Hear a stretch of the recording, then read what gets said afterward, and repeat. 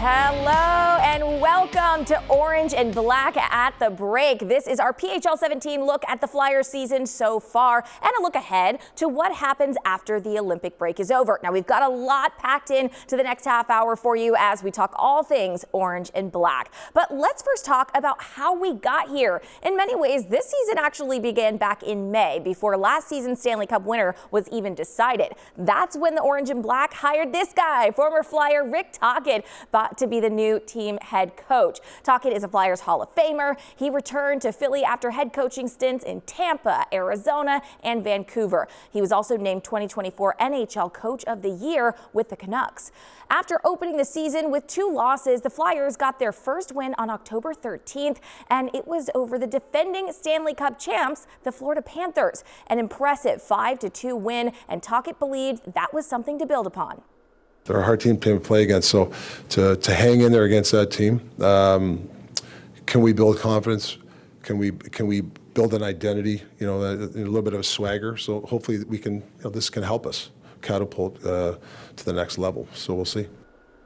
And they did build confidence. For a team not expected to make the playoffs, the Flyers surprised a lot of people, winning 16 of their first 30 games. And they made fans think we might actually see playoff hockey for the first time in a while. But things unfortunately changed once that calendar flipped to 2026. In the 17 games since the new year, the Flyers have won just 5. So we enter the Olympic break with the Flyers in 6th place in the Metropolitan Division. But now let's go more in depth into where things stand with our Flyers. Here's PHL 17's Lindsay Maupert. The Flyers entered the NHL Olympic break with a 25-20-11 record, sitting 8 points out of a playoff spot after losing 12 of their last 15 games. And now with the league's trade deadline quickly approaching, a lot of uncertainty is in the air with only 26 games remaining in the regular season. So let's go ahead now and bring in Flyers reporter Haley Taylor-Simon, who has been covering this team for the last 5 years. Welcome in, Haley, and thank you for taking the time to break it all down for us here. Absolutely excited to talk some puck with you today. All right, so we've got a lot to get to and plenty of reflection during this break period. So it's only right. Let's start first with the players representing their countries in the 2026 Olympic Games. Rasmus Ristolainen for Team Finland, Travis Sanheim for Team Canada, and Dan Vladar for Team Czechia. Haley, were you personally surprised by any of these picks? The only pick I was somewhat surprised about, if I'm being completely honest, was Travis Sanheim. While he has had a better season, I still don't feel like he is an Olympic caliber defenseman. But at the end of the day, I feel as if guys like a Ristolainen and a Dan Vladar, it was kind of set in stone that they would make their respective teams for their countries. But again, with a team like Team Canada that's so competitive, I was a little bit surprised about Travis Sanheim. And not to mention, Haley, head coach Rick Tocchet in the mix as well as an assistant coach for Team Canada. How would you assess his first year as a head coach here in Philly? I would assess it as somewhat decent. I think that a lot of Flyers fans have to remember that this is a team that is in a rebuild at the moment. So you're not going to see great results on the ice. However, with the lack of minutes that he has been giving players such as a Matvei Michkov, it does make me question a little bit about his coaching style and if it's going to truly fit to guys like a Matvei Michkov and the younger players. But again, I feel like year one, it's really difficult to pinpoint if it's going to work out or if it's going to fail and crumble. All right, bigger picture now, Haley. The team returns to action on February 25th, very close to that looming March 6th trade deadline. What are you expecting or really looking out for at the deadline, considering the way that this season has gone so far? I'm expecting the Flyers to sell. They're not a team that's going to be a playoff team. I'm so sorry to all the Flyers fans that are watching, but they're simply not going to be. So you should sell. I feel like Ristolainen might be somebody, but also Nick Seeler. Now, while Nick Seeler is, in my opinion, a defenseman that truly does captivate what it's like to be a Flyer with his physicality, he also is one of the big personalities in the locker room. And with the organization trading Seeler, it definitely would show the younger players, hey, we're not messing around. We have a goal that we're trying to reach, and that goal is to go back into the playoffs. And in your opinion, what are the biggest problems looming over this team right now? After all, they really haven't won more than 3 games in a row in 2 years now. Yeah, definitely not ideal when you break it down like that. But for me, I would say finding space on the ice, they clump together a lot. And again, that just goes with the way that they're playing in their systems. When you're playing desperate hockey, you're not playing clean hockey. And we have seen this team play a lot of desperate hockey lately. Also, the power play, the penalty kill, special teams as a whole isn't good. And also taking really bad penalties in minutes where you really can't afford it. So overall, I would just say everything, but if we want to break it down, definitely the one thing I would work on is creating more space on the ice. And Haley, I feel like it's only right. We may have to finish with some positives here. Where do you think that you have seen the biggest improvements from this group, really compared to last year's team? Definitely the mood in the locker room. And I know that there's a lot of people that might roll their eyes at that one. However, last year, the locker room, it was flat and it just felt really depressing. This season, the guys are truly playing for each other. I feel like losing Tyson Forster to injury this season definitely sent this team kind of on an uphill battle inside the locker room because they had to make up for his presence in that sense. So I'm really impressed to see that guys like a Dan Vladar, Travis Konechny have been really big locker room leaders, which is what this team needs right now. All right, well, they are certainly going to have to get hot here after the break if they want to make things interesting. But for now, thank you, Haley, for your time. I'm going to send it back to the desk now. All right, Lindsay, thank you. Coming up, he's been the voice of the Flyers hockey for more than 50 years. We catch up with the legendary Lou Nolan when Orange and Black at the Break continues.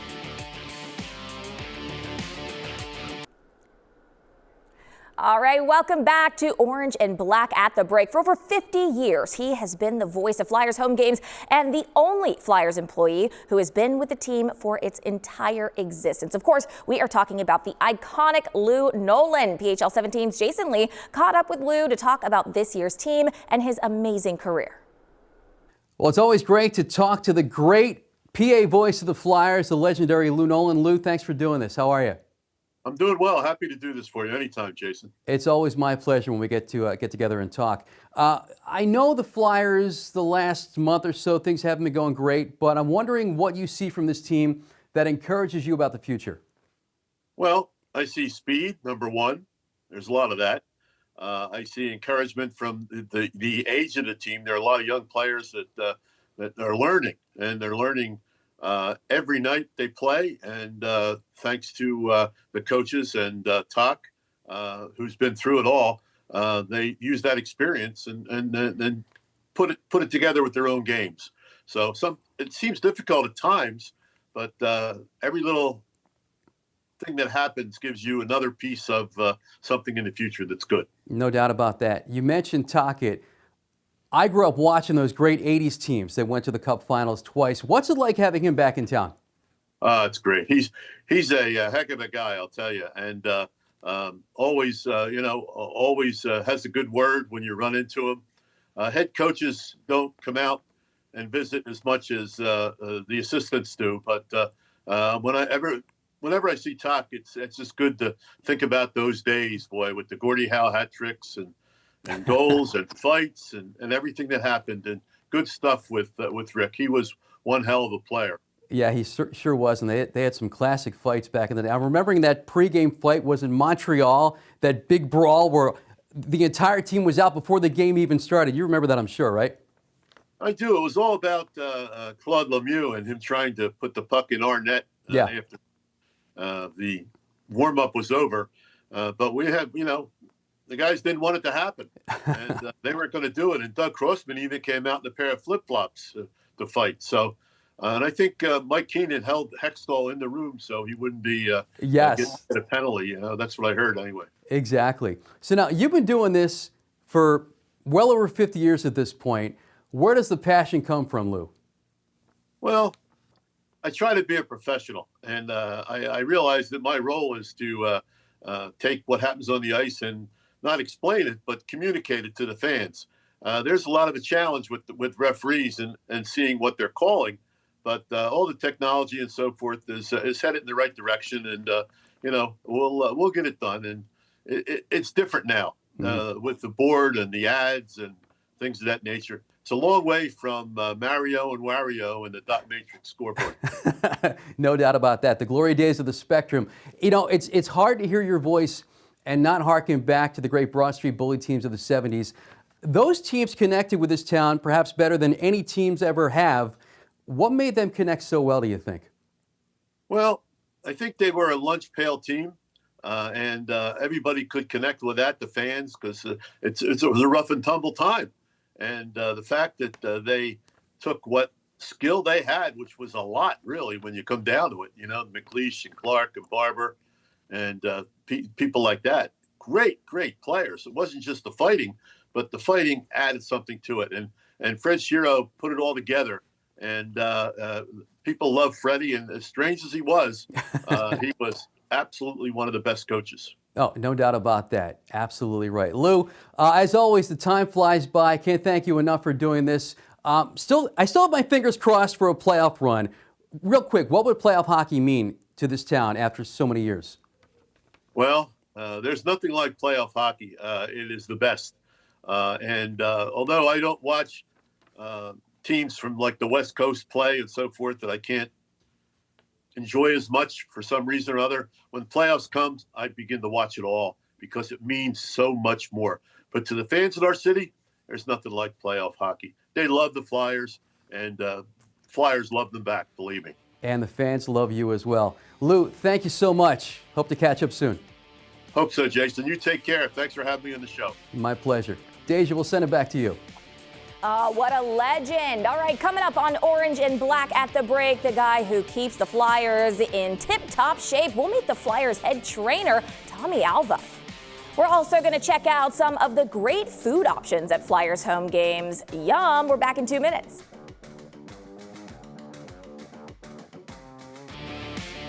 Hey, we're Abby and Rachel from Positively Philly here with the latest in Flyers food. Oh, I'm hungry already. Chef Chantel and Chef Anthony are here from Xfinity Mobile Arena to take us through the dishes that stood out this season. Yes. Hi, guys. How are you? Thanks for inviting us here. Very so glad to happy be to here. have you here. Things are smelling delicious. Yes. They're looking even better. Let's talk about the theming for this season. What was the inspiration there? So one of the things we wanted to do, back in the summer, Philadelphia was voted one of the most walkable cities. Yes. We have all these beautiful neighborhoods, so we wanted Xfinity Mobile to represent that. So as you walk through the arena, you're walking through all the great neighborhoods in the city and experiencing the food. So we really wanted to marry the city and the arena. Yeah, no, it makes a lot of sense. I feel like there's so much hometown pride around Philly, and I'm sure that the Flyers fans appreciate that. Chantel, talk to me about customer feedback, right? People who are tasting these dishes around the city. Everyone loves the food. They rave about the food. We get great feedback all the time. Love it. So the proof is in the pudding, or in this case, the sandwiches. I know we were just talking about that, how you guys go through a lot of different iterations of these dishes to make sure that they're fresh, to make sure that they are top of the line. So I'd say we can maybe learn how to make them. We'll see if Rachel and I can make them as well as you guys. The answer is probably not. We could try. I have confidence. Thank you. Honestly, you did a lot of the prep, so I feel like it would be hard to mess This up. is my kind of cooking. Oh my I call this God. assembling. Like it's literally just Assembling putting phase. pre-made items together. Yes, But yes. let's do that. Which dish should we start with? So why don't you start with the chicken cutlet? Oh, right? perfect. How can you go wrong with Singing building to a me. chicken cutlet? Everybody in their life needs to know how to put a chicken cutlet together. Classic. Okay. So how do we do it? I'm nervous already. No. So I already put the cheese down for you. Thank you. Right? So we have Fontina cheese, we have fresh mozzarella cheese. So why don't you put the chicken cutlet on? Get in there, I can do Abby. this. Leave the long hots or? Leave the long. Or do you like spicy? I do like it spicy. Put the long hot. Long hot it up. It's yes. Woohoo! And let Oh, me you're tell you going for two. Oh Yeah, my of God. course I'm going for Oh my two. God. Doubling Very up. daring. Gotta go So- all the way at Xfinity Mobile tell you, Arena. Why don't you fragrant, put huh? the pesto on? Okay, I should put it on Yeah, this. just spread it on the here. bread. All right, this I Spread can it on the do. bread, Look at Ab. that. A nice Perfect. Very nice. Full heaping coverage, serving you're of good. pesto. Look at Yeah, that. There a we good. go. No, Perfect. we're not skimping here. No, of course. never. Then some good Some marinara. some marinara sauce. Look at that. Okay, spreading Just that topping in it off. there. Maybe we're More. getting a little mixed. Okay, let's some more.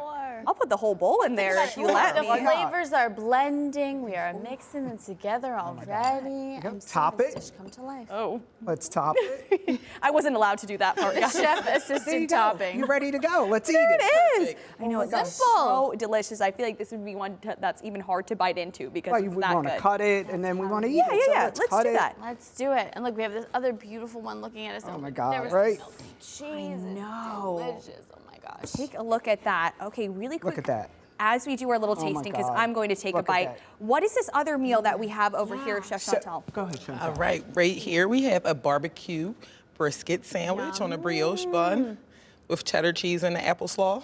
Yum. Yes. I would say something. My mouth is too full with this No, chicken I'm literally cutlet. I'm feasting with my eyes. It's hard to even focus, but again, seems like you did some prep for us, which Rachel, is you great. get in Okay, there. put me in, you wanna coach. try too. What happens? What Okay. happens now? So, take the barbecue sauce. Put Easy. as much as you like. Ooh, barbecue sauce to taste. Go up high. Oh, Rachel, that's There some you go. skill right there. Look at Look that. at my drizzle, chef. shopping. Look at that. Perfect, Better than me. perfect. Here you then a go. little Put your slaw. apple slaw. We're gonna top it with some apple slaw, and know that everyone watching this can get this at the Xfinity Mobile Arena when they go to cheer on the Yes. Flyers. OMG. Top it with a brioche bun.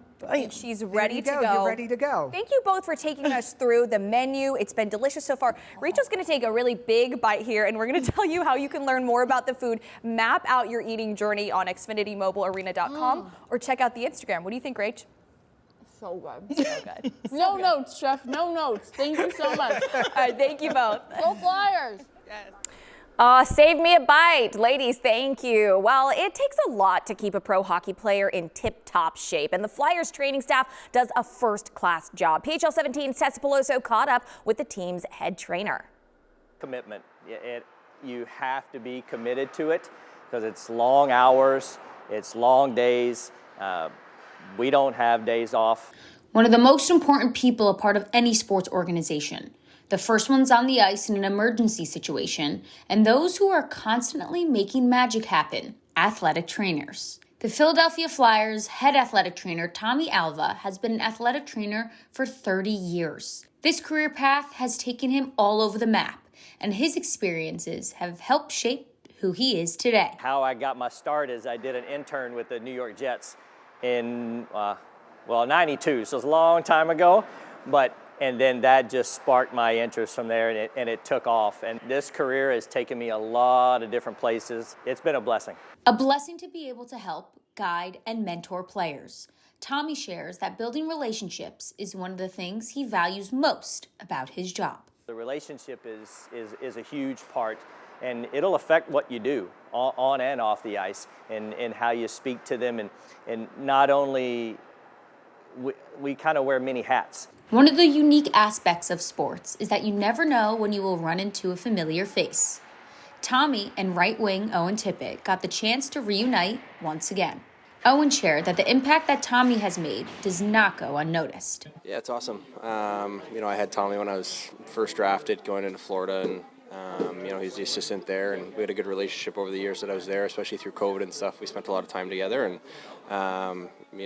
when I heard he was coming over here to take the head job, I was really excited. One of the hardest parts of the job is the decision making. Not only is an athletic trainer affecting a player's livelihood, but their ability to play, their contract, and their confidence.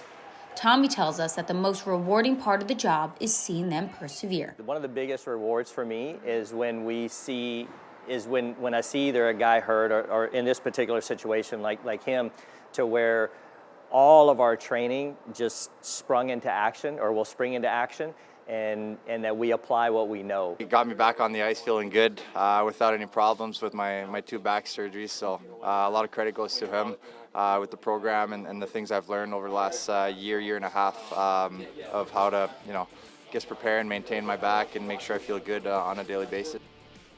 And that was PHL 17's Tessa Peloso. All right, coming up on Orange and Black at the break, we are checking out some great Flyers apparel. Gotta get the swag, the coolest looks to show off your Orange and Black pride. Plus, as we head to break, take a look at our Orange and Black brain teaser. Which Flyer won league MVP 3 times? Was it Bernie Perron, Bobby Clark, Eric Lindros, or Bill Barber? Well, we're gonna have the answer for you after the break. Stay with us.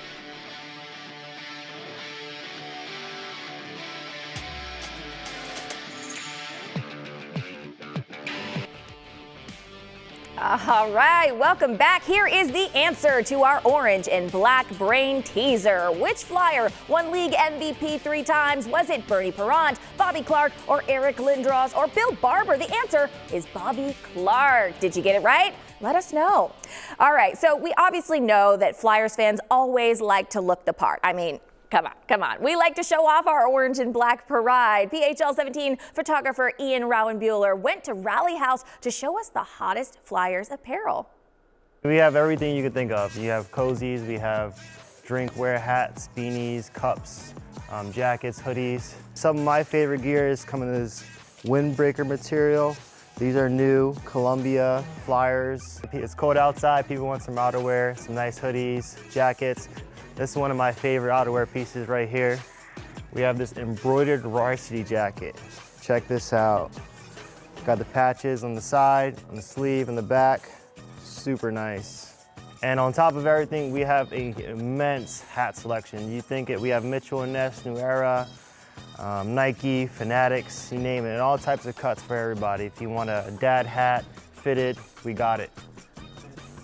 Oh, where is my shopping bag? Everything looks so amazing. The jackets, I need a windbreaker, you guys. Everything looked incredible. Well, guys, that is it. That'll do it for Orange and Black at the Break, our Flyers hockey special. Here is hoping that the guys can crank it up and make a push for the playoffs. We are fingers crossed over here. We need a playoff hockey back here in Philly. We need it to happen. So from all of us here at PHL 17, we want to thank you so much for tuning in and sticking around and rooting for our Fly Guys. I'm Deja Jones. Be sure to join us Monday morning for PHL 17 Morning News. That's on from 5 a.m. to 9 a.m. And then, of course, right after that, we've got Positively Philly at 9 a.m. for an hour of all the positive things. But for now, good night. Have a great weekend and go Flyers.